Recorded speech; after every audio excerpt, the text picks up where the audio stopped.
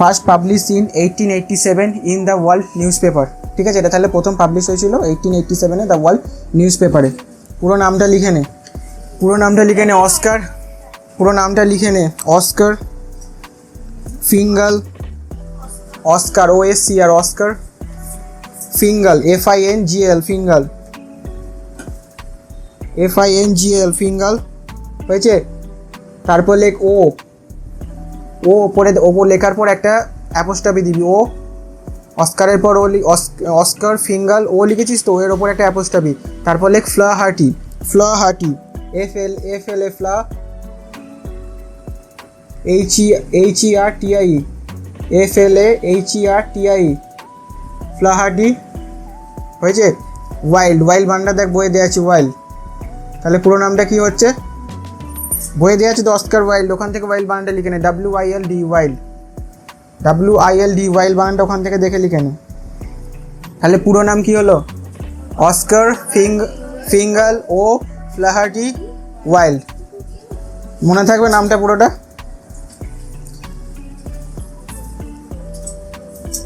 দেখ এই গল্পটা যে গল্পটা এর মেন ব্যাকগ্রাউন্ড হচ্ছে ইংল্যান্ডে, মানে তৎকালীন ইংল্যান্ডে 1887 সালে পাবলিশ হয়েছে, মানে ওই রকমই ওই সমসাময়িক একটা গল্প। এখানে কি গল্পের মধ্যে আমরা দেখতে পাবো যে একটা মানুষ বা একটা ছেলে বা মেয়ে, সে যতই দেখতে ভালো হোক, তার লুকস যতই না থাকুক, সে যদি না কোনো ইনকাম করে, তার সমাজে তার কোনো গুরুত্ব নেই। বা সমাজের যে একটা মানে পিছিয়ে পড়া মানুষের যে কীভাবে ধনী হয়ে ওঠার গল্প, বা সে যদি যতই তার লুকস থাকুক, সে যদি একজন ধনী না হয়, বা তার যদি সেরকম কোনো জব না থাকে, সে যদি এমপ্লয়েড না থাকে, তার সমাজে সেরকম কোনো মূল্য নেই। সেইটাই মানে মকারি হিসাবে বা ব্যঙ্গাত্মকভাবে আমাদের সামনে অস্কার ওয়াইল্ড এই গল্পের মাধ্যমে তুলে ধরেছেন।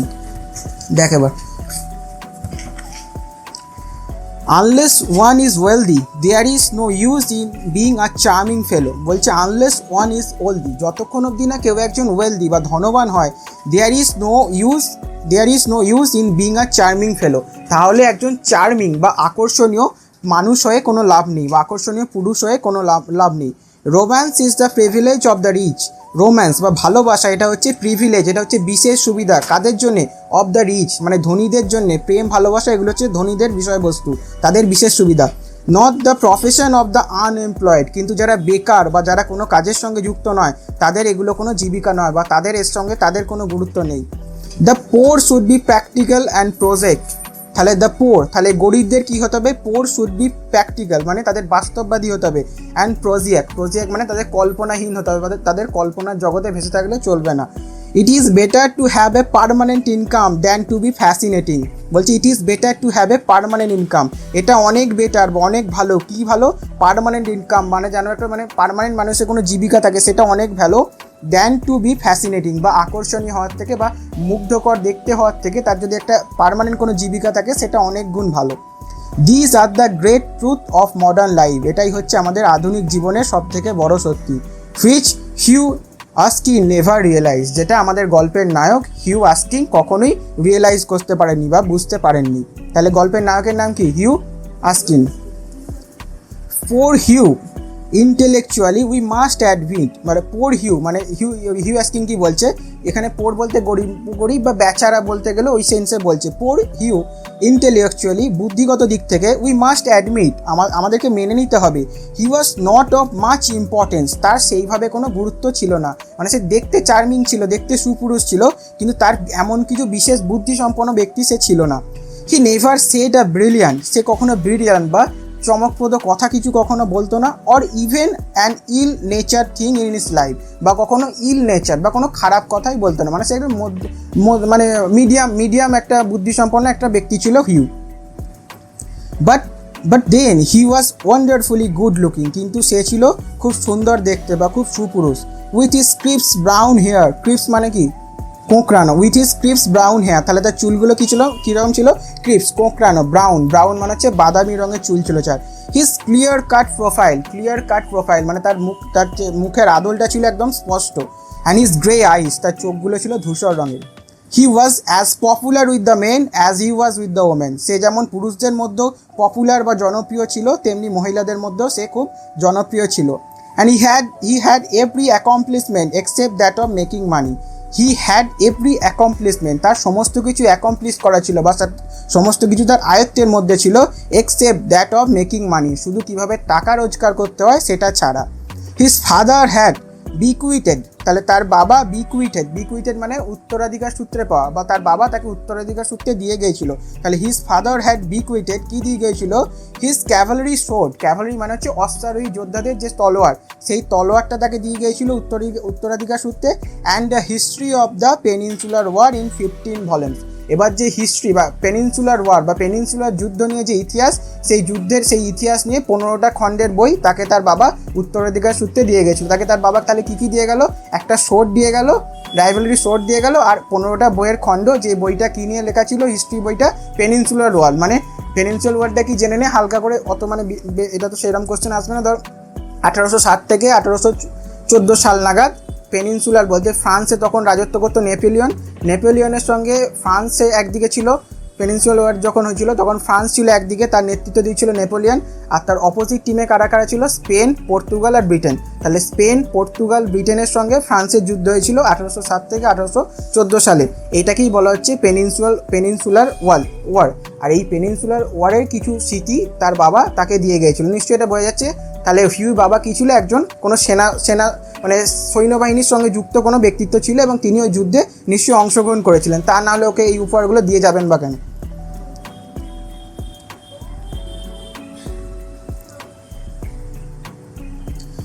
Hugh hung the first over his looking glass. Hugh hung the first, তাহলে হিউ প্রথমে হাং করেছিল মানে ঝুলিয়ে রেখেছিল, hung the first in his looking glass. Looking glass মানে তার আয়নার ওপর। তাহলে কোন জিনিসটা আয়নার ওপর ঝুলিয়ে রেখেছিল? ভালো করে পড়। Hugh hung the first into his looking glass, তাহলে কোনটাকে লুকিং গ্লাসের ওপর ঝুলিয়ে রেখেছিল? Hugh hung the first over his looking glass, তাহলে সোর্ডটাকে তলোয়ারটাকে ঝুলিয়ে রেখেছিল আয়নার ওপরে। পুট দ্য সেকেন্ড তাহলে কোনটা? ওই 15টা খণ্ডের ইতিহাসের বইগুলো। And put the second on a shelf between Ruff's guide and Bailey's magazine. আর যে ওই ইতিহাসের বইগুলো কোথায় রেখেছিল? রাফস গাইড বলে একটা গাইড বই ছিল, আর একটা ম্যাগাজিন ছিল, ওই দুটো ম্যাগাজিনের তাকের মাঝে ইতিহাসের বইগুলোকে রেখে দিয়েছিল। And lived on 200 a year that an old aunt allowed him. এবং লিভ মানে হিউ তার জীবনযাপন করতো কীভাবে? যেহেতু সে বেকার ছিল, সে তাহলে তার জীবনযাপন কীভাবে করতো? অন 200 বলতে এখানে ব্রিটিশ কারেন্সিতে 200 পাউন্ড, যেটা তাকে কে দিত? তার একজন কোনো আন্ট, কাকিমা বা পিসি, তাকে যে 200 পাউন্ড দিত, সেটা দিয়ে সে তার সারা বছরটা কাটাতো। হি হ্যাড ট্রাইড এভরিথিং, সে সমস্ত কিছু চেষ্টা করেছিল।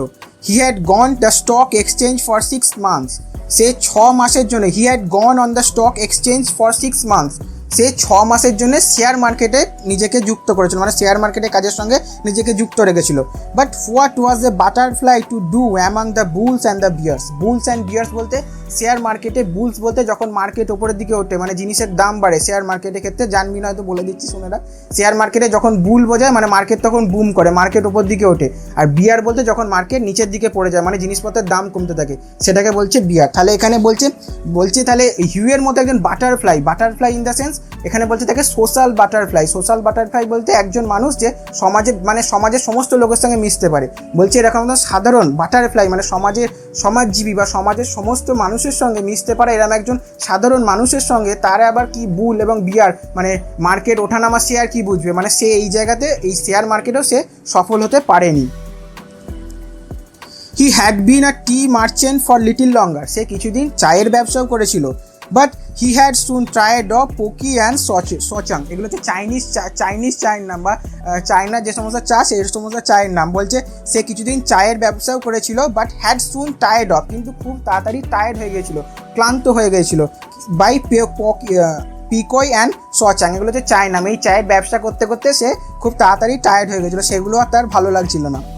দেন he had tried selling dry sherry, তারপর সে ড্রাই সেরি বলে এক ধরনের ওয়াইন, ফ্রেঞ্চ ওয়াইন, ড্রাই সেরি হচ্ছে এক ধরনের ফ্রেঞ্চ ওয়াইন, সেইটা সে বিজনেস শুরু করেছিল। এই ড্রাই সেরি যে ফ্রেঞ্চ ওয়াইন, এটা বলা হয় নাকি এটা খেলে নাকি মানুষের খিদে বাড়ে, তো এইরকম একটা ওয়াইনের বিজনেসও সে শুরু করেছিল।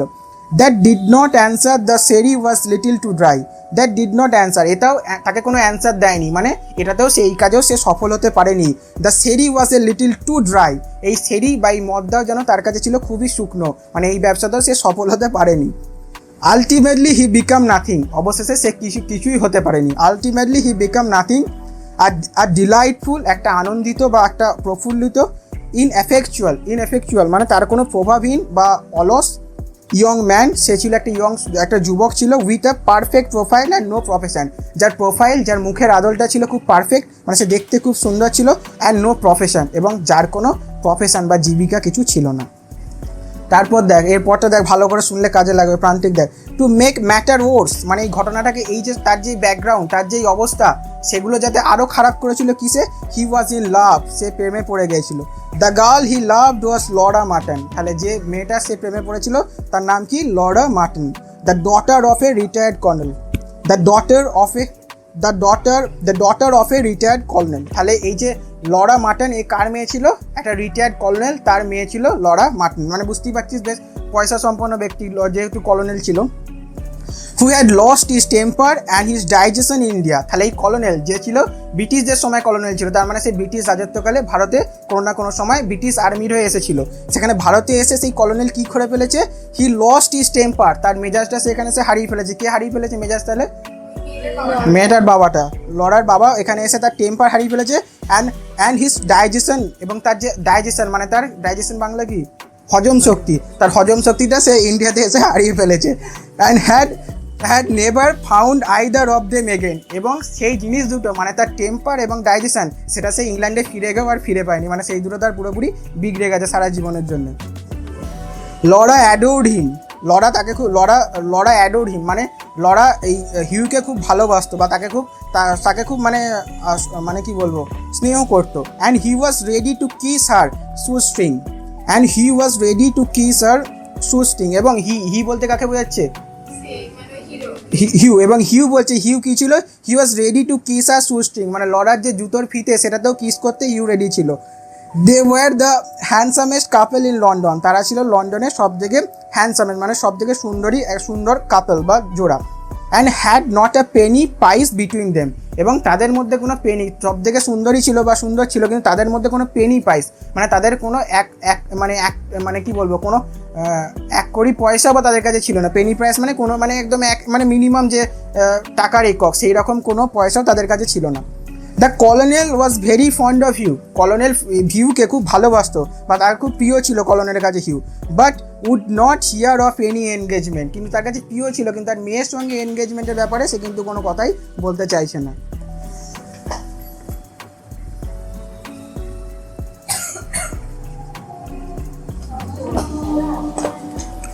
কাম to me my boy when you have got 10,000 pounds on your own, তাহলে কে বলছে এটা, হ্যাঁ লরার বাবা বলছে, কর্নেল বলছে, come to me my boy when you have got 10,000 pounds on your own, তোমার কাছে যখন 10,000 পাউন্ড হবে তখন তুমি কথা বলতে এসো বিয়ের ব্যাপারে। And we will see about it, তখন আমরা এটা ব্যাপারে ভেবে দেখবো।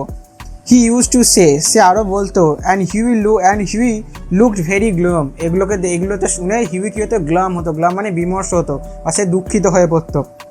অন দোজ ডেজ, সেই দিনগুলোতে, and had to go to Laura for consolation, সে তারপর আবার লরার সঙ্গে দেখা করতে যেত সান্ত্বনা পাওয়ার জন্য, বা লরার কাছে গিয়ে লরা তাকে সান্ত্বনা জোগাতো।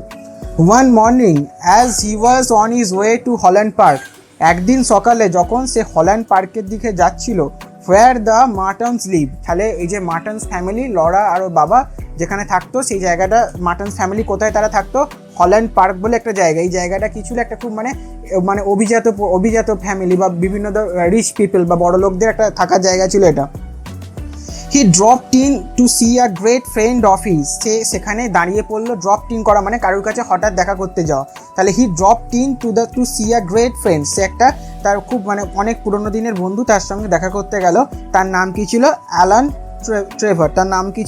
ট্রেভার, ট্রেভার ওয়াজ এ পেন্টার, তাহলে ট্রেভার কি ছিল, ট্রেভার ছিল একজন পেন্টার, বা সে ছিল একজন চিত্রশিল্পী। ইনডিড, নিশ্চয়ই, few people escape that now days, বলছে তখনকার দিনে চিত্রশিল্পী মানে যে কেউ চিত্রশিল্পী, এখনকার দিনে যেমন যে কেউ মডেল হয়ে যাচ্ছে, তখনকার দিনে যে কেউ হাতে তুলে নিয়ে নিজেকে ভাবছে চিত্রশিল্পী, বলছে তখনকার দিনে যে কেউ যেমন চিত্রশিল্পী হয়ে যেত বা নিজেকে ভাবতো। But he was also an artist, and artist are rather rare. কিন্তু মানে অ্যালান ট্রোভার ও সত্যি করেই ছিল একজন আর্টিস্ট বা শিল্পী, and artist are rather rare. এরকম একজন আর্টিস্ট বা শিল্পীকে পাওয়া খুব রেয়ার, মানে খুব কমই এরকম সুন্দর চিত্রশিল্পী পাওয়া যায়। মানে সে জেনুইন একটা চিত্রশিল্পী ছিল Alan Trevor. Personally he was a strange rough fellow. মানে এমনি ব্যক্তিগতভাবে দেখতে গেলে অ্যালান ট্রোভার কেমন ছিল? স্ট্রেঞ্জ মানে অদ্ভুত, রাফ ফেলো মানে রুক্ষ, মানে তার ব্যবহার মানে একটু অন্যরকম ব্যবহার, মানে রাগি ব্যবহার, রাফ ফেলো ছিল। উইথ আ ফ্রেকল মানে মুখে ছোপ দাগ, যেগুলো ব্রাউন টাইপের দাগ, ওগুলোকে বলা হচ্ছে ফ্রেকল। মুখে তার এরকম ছোপ দাগ ছিল। অ্যান্ড এ রেড র্যাগেড বিয়ার্ড, এবং তার দাড়িগুলো ছিল এলোমেলো, লাল রঙের এলোমেলো দাড়ি ছিল তার গালে। হাও, আরে বিদেশে তো ওরকমই দাড়ি হবে, হলুদ হবে না। তারপর দেখ, হাউএভার যাই হোক, when he took up the brush, মানে সে যতই দেখতে যেরকমই হোক না হোক কেন, তার ব্যবহার যাই থাকুক, হাউএভার যাই হোক, when he took up the brush, তাহলে এখানে ব্রাশ মানে ওই তুলি, আঁকার যে তুলি সেটা বলছে। তাহলে কার কথা বলছে? when he took up the brush, K brush তুলে নেবে? অ্যালান ট্রোভার। যখন সে ব্রাশ হাতে তুলে নিত, হি ওয়াজ এ রিয়েল মাস্টার, সে ছিল একজন রিয়েল মাস্টার, মানে সত্যিকারের একজন সে শিল্পী।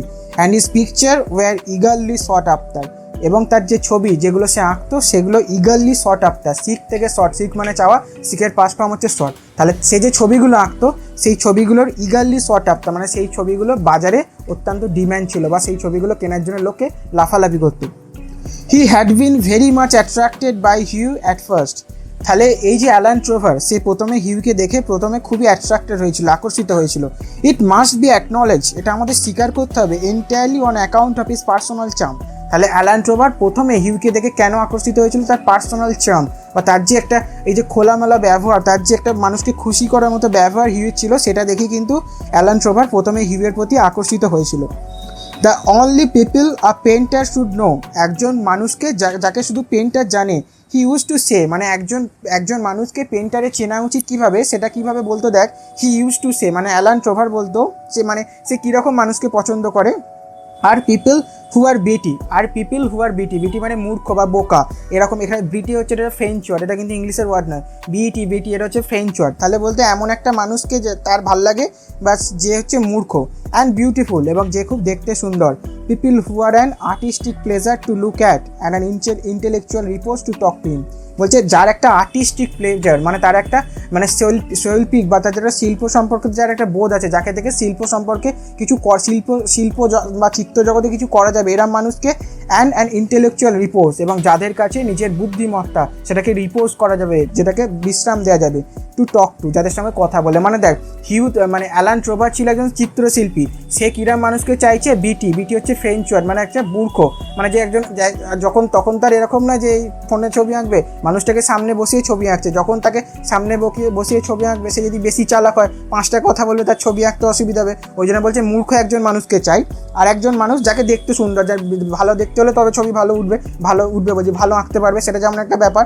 আর বলছে যার কাছে গেলে কি হয়? ইন্টেলেকচুয়াল রিপোজ, মানে নিজের বুদ্ধিমত্তা সেটাকে রিপোজ করা যায় বা বিশ্রাম দেওয়া যায়। মানে যদি চালাক মানুষ হয়, সে একটা কোশ্চেন করবে, সেই কোশ্চেনের উত্তর দেওয়ার জন্য কি অ্যালান ট্রোভারকে মাথা খাটাতে হবে, মানে মাথায় ভাবতে হবে, নিজের বুদ্ধি খরচ করতে হবে। বলছে জানেন বোকা, যার সঙ্গে কথা বলে বেশি আমার বুদ্ধি খরচ করতে হবে না, এবং একজন সুন্দর এরম কোনো মডেলকে সে চাইছে তার একটা ছবি আঁকার জন্য মডেল হিসেবে রাখতে। ওই জন্য অ্যালান ট্রোভার বলছে এই মানুষগুলো যারা একটু ধর বোকা, যাদের দেখতে সুন্দর, এবং যারা বেশি যাদের সঙ্গে কথা বলে আমার বুদ্ধির খরচ হবে না, সেরকম মানুষকে আমি পছন্দ করি। এটা অ্যালান ট্রোভার বলছে, ওটা পার্সোনালি নিজের মতবাদ দিচ্ছে।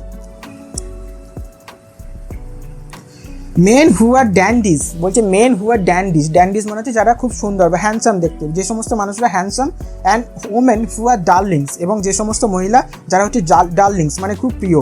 রুল দ্য ওয়ার্ল্ড, তারাই এই পৃথিবীতে রাজত্ব করে। তাহলে মেন্স হু আর ড্যান্ডিজ যারা হ্যান্ডসাম, এবং ওমেন যারা ডার্লিং, তারাই এই পৃথিবীতে রাজত্ব করে। At least they should do so, এটাই তাদের আসল কাজ।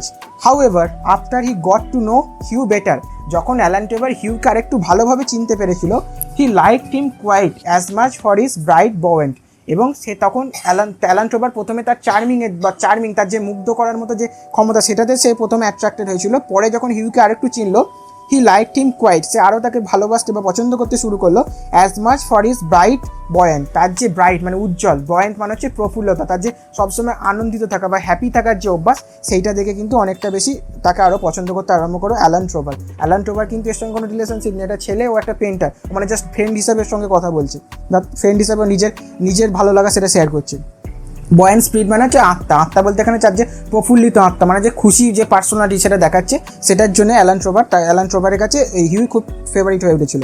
And is generous reckless nature, এবং তার জেনারাস, এবং হিউয়ের আরেকটা নেচার কীরকম ছিল, সে ছিল জেনারাস মানে খুব দয়ালু, রেকলেস মানে বেপরোয়া, এমনি চাকরি বাকরি কিছু করে না, তারপর প্রেমে পড়লে মানুষ এমনি বেপরোয়া হয়ে যায়, তো সেরকম একটা বেপরোয়া নেচার ছিল, যার জন্যে তাকে অ্যালান ট্রোভার আরও বেশি করে পছন্দ করতো। And had given him the permanent entree, এটা হচ্ছে ফ্রেঞ্চ ওয়ার্ড, এন্ট্রি নয়, এন্ট্রি যেটা আমরা বাংলায় বলি এন্ট্রি, এখানে স্পেলিংটা দেখে এন্ট্রি বানাননি, এখানে উচ্চারণটা কী হবে, ফ্রেঞ্চ ওয়ার্ড, এর উচ্চারণ হবে অন্ট্রে। তাহলে and had given him the permanent entree, তাহলে অ্যালান ট্রোভার হিউকে দিয়েছিল পার্মানেন্ট অন্ট্রে বা পার্মানেন্ট প্রবেশাধিকার, মানে সবসময় সে প্রবেশ করতে পারবে কোথায়, টু হিজ স্টুডিও, অ্যালান ট্রোভারের স্টুডিওতে সবসময় হিউয়ের প্রবেশ করা, যখন ইচ্ছা প্রবেশ করার অধিকারটা সেটা দিয়েছিল অ্যালান ট্রোভার হিউকে। এইটুকুই থাকা যায়, মানেগুলো লিখে নে, দাঁড়াই করে দাগ দিবি, লেখ ওয়েলদি, ধনী, হ্যাঁ ওয়েলদি মানে রিচ যেটাকে বলে, ধনী।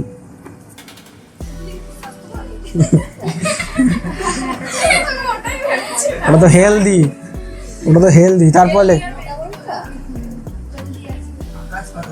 চার্মিং ফেলো, আকর্ষণীয় পুরুষ।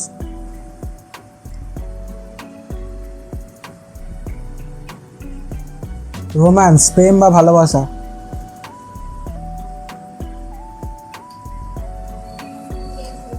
প্রিভিলেজ, বিশেষ সুবিধা।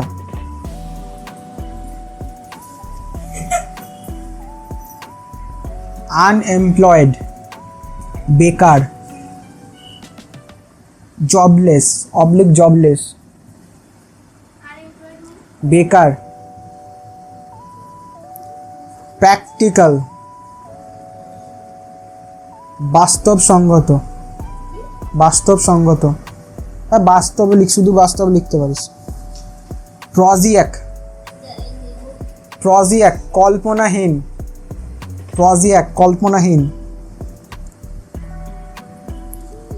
ফ্যাসিনেটিং, মুগ্ধকর।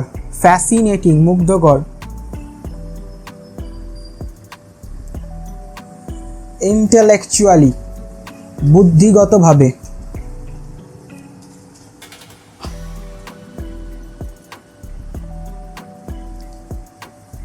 ইল নেচার্ড, খারাপ ব্যবহার বা খারাপ কথা।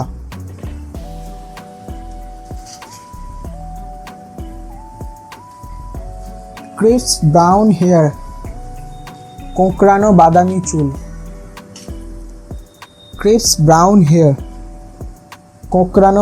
চুল।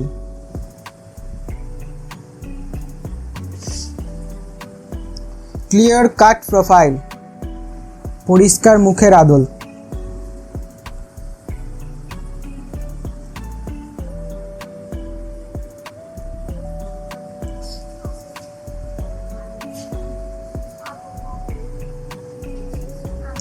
অ্যাকমপ্লিশমেন্ট, সফলতা অর্জন।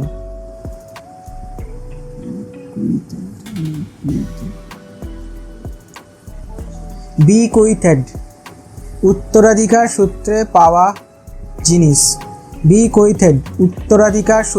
পাওয়া জিনিস।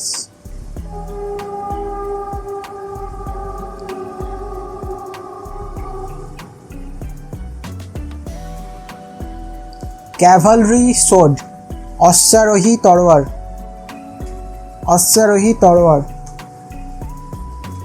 মানে কিরাম বুঝতে পারছি, ঘোড়ার ওপরে সেই তলোয়ার নিয়ে যে যুদ্ধ করতে চায় না, সেই তলোয়ারটা বুঝতে পারছি। অস্ত্র মানে ঘোড়া, অস্ত্রের ওপর চেপে মানুষ যুদ্ধ করতে চায় যেরকম তলোয়ার, সেই তলোয়ার, অশ্বারোহী তরোয়ার।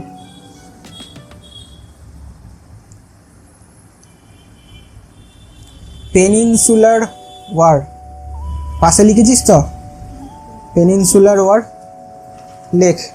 1807 থেকে 1814, ছোটো করে লেখ, 1807 থেকে 1814। হয়েছে? লেখ ইংল্যান্ড, স্পেন, ইংল্যান্ড কমা স্পেন কমা পর্তুগাল, বাংলাতেই লেখ ইংল্যান্ড কমা স্পেন কমা পর্তুগাল ভার্সেস, ভার্সেস মানে বিরুদ্ধে, ফ্রান্স, ফ্রান্স ভার্সেস বা ওর বিরুদ্ধে ছিল, এরা তিনজন একদিকে ছিল আর অপোজিটে ছিল কে? ফ্রান্স। অপোজিটে ছিল ফ্রান্স, হ্যাঁ ফ্রান্স একা। ফ্রান্সের নেতৃত্বকে দিয়েছিল ব্যাকেটে লিখে রাখ নেপোলিয়ন।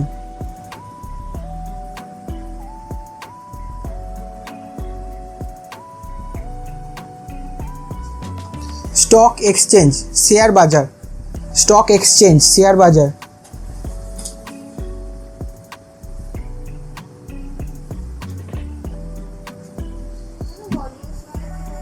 হ্যাঁ বুঝতে পারছি না।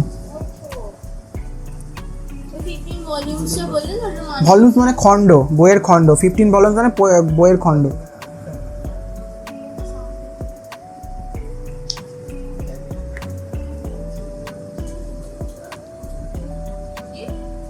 তারপর দেখ বুলস অ্যান্ড বিয়ার্স, আলাদা লিখেছিস তো? বুলস অ্যান্ড বিয়ার্স লেখ শেয়ার মার্কেটের ওঠা নামা। বুলস হচ্ছে তাহলে কি? ওঠা, আর বিয়ার হচ্ছে নামা। শেয়ার মার্কেটের ওঠা নামা, বুলস অ্যান্ড বিয়ার।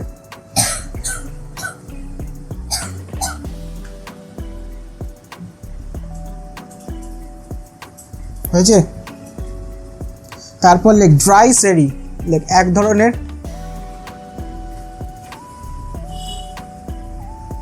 ফ্রান্সের ওয়াইন, এক ধরনের ফ্রান্সের ওয়াইন যা খেলে খিদে বাড়ে। ওয়াইন যা খেলে খিদে বাড়ে। তোরা যেন ট্রাই করিস না, এমনি খাবো খাবো করছিস সবসময়। যা খেলে খিদে বাড়ে। হয়েছে? এক ধরনের ফ্রান্সের ওয়াইন যা খেলে খিদে বাড়ে।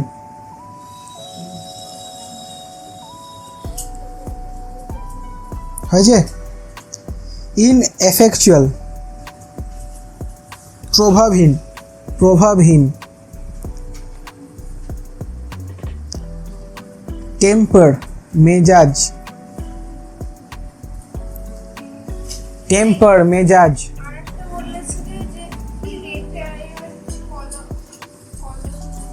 তো বলিনি রিটায়ার মানে অবসরপ্রাপ্ত, কলোনেল মানে ওই সেনাবাহিনী একটা পোস্ট থাকে না কলোনেল, সেইটা হচ্ছে পোস্ট, পোস্টের নাম হচ্ছে কলোনেল। আর রিটায়ার মানে হচ্ছে অবসরপ্রাপ্ত। টেম্পার মানে মেজাজ। হয়েছে? ডাইজেশন মানে হচ্ছে হজম শক্তি।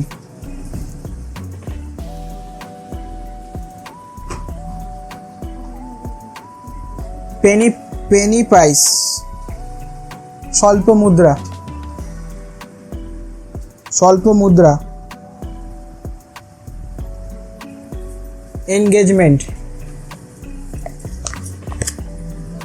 বাগদান, বাগদান ওটাই তো বলে বাংলা।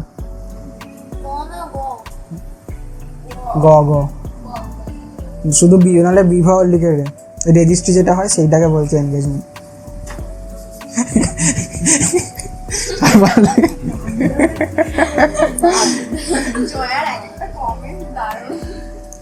আরে কি বাঘ কোথা থেকে হবে? তারপর দেখ গ্লাম মানে বিমর্ষ, গ্লাম মানে বিমর্ষ, গ্লাম মানে বিমর্ষ, গ্লাম মানে বিমর্ষ। হয়েছে? কনসোলেশন মানে সান্ত্বনা, কনসোলেশন মানে সান্ত্বনা। হল্যান্ড পার্ক আলাদা লিখেছিস তো? লেখ ইংল্যান্ডের অভিজাত, ইংল্যান্ডের অভিজাত ধনী, ইংল্যান্ডের অভিজাত ধনী সম্প্রদায়ের বসবাস স্থান। ইংল্যান্ডের অভিজাত, অভিজাত মানেই তো ধনী, আবার ধনী বলছে, ধনীটাকে কেটে ইংল্যান্ডের অভিজাত শ্রেণীর বসবাসের স্থান।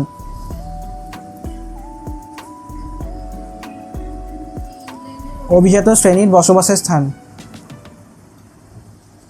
ড্রপড ইন, হঠাৎ আসা, হঠাৎ আসা।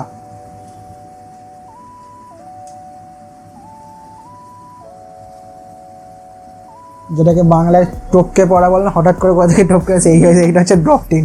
তারপর দেখ টপকে যাওয়া না, ওটা আলাদা, ওটা আলাদা, ওটা আলাদা। রেয়ার মানে বিরল, রেয়ার মানে বিরল। রাফ ফেলো, রুক্ষ ব্যক্তি, রুক্ষ ব্যক্তি বা রাগী ব্যক্তি।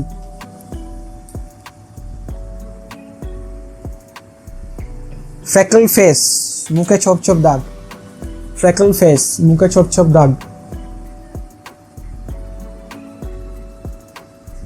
র্যাগেড বিয়ার, এলোমেলো দাড়ি, এলোমেলো দাড়ি, এলোমেলো বা উস্কো খুস্কো বলতে পারি সেরকম দাড়ি। ইগারলি শর্ট ফর, প্রচণ্ড চাহিদা, ইগারলি শর্ট ফর, প্রচণ্ড চাহিদা, ইগারলি শর্ট ফর, প্রচণ্ড চাহিদা, ইগারলি শর্ট ফর, প্রচণ্ড চাহিদা। হয়েছে? পার্সোনাল চার্ম, নিজস্ব আকর্ষণ,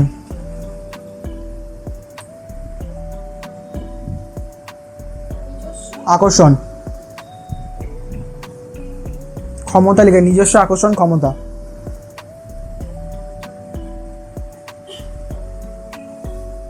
হয়েছে? তারপর দেখ বেট, সরি বেটি, বেটি হচ্ছে লেখ ফ্রেঞ্চ ওয়ার্ড, ফ্রেঞ্চ হাইফেন দিয়ে শুধু লেখ ফ্রেঞ্চ, দিয়ে বাংলা মানে লেখ মূর্খ বা বোকা।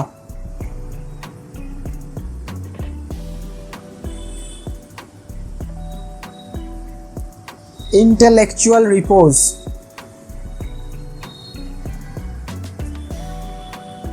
বৌদ্ধিকতার বিশ্রাম, বৌদ্ধিকতার বিশ্রাম বা বুদ্ধির বিশ্রাম লেখ, শুধু লেখ বুদ্ধির বিশ্রাম।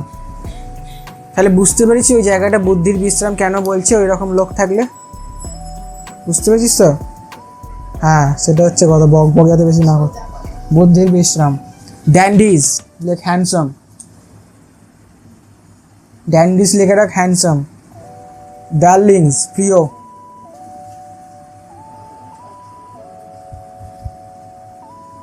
ড্যান্ডিজ একটা বাংলা কথা হিসেবে ফুলবাবু বলে, ফুলবাবু আচ্ছা পুরোনো দিনের কথা, ওইটা হচ্ছে ড্যান্ডিজ। শুনেছিস কথাটা?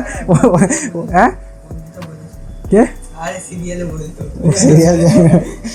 ওইটা হচ্ছে ড্যান্ডিজ। তারপর দেখ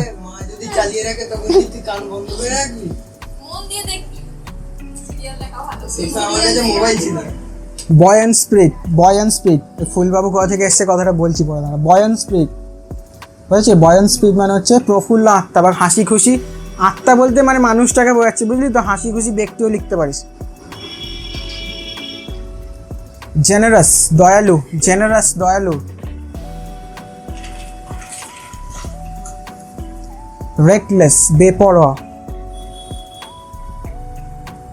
অন্ট্রে, প্রোনাউন্সিয়েশনটা লিখেছিস? অন্ট্রে, অন্ট্রে। জেনারাস মানে হচ্ছে দয়ালু, রেকলেস মানে হচ্ছে বেপরোয়া। অন্ট্রে লিখেছিস তো? লিখেছি অন্ট্রে, প্রোনাউন্সিয়েশনটা লিখে নে, অন্ট্রে। বিশেষ প্রবেশ অধিকার, এটাও লিখ, ফ্রেঞ্চ ওয়ার্ড লিখবি, ব্যাকেটে লিখে রাখবি ফ্রেঞ্চ ওয়ার্ড, বিশেষ প্রবেশ অধিকার।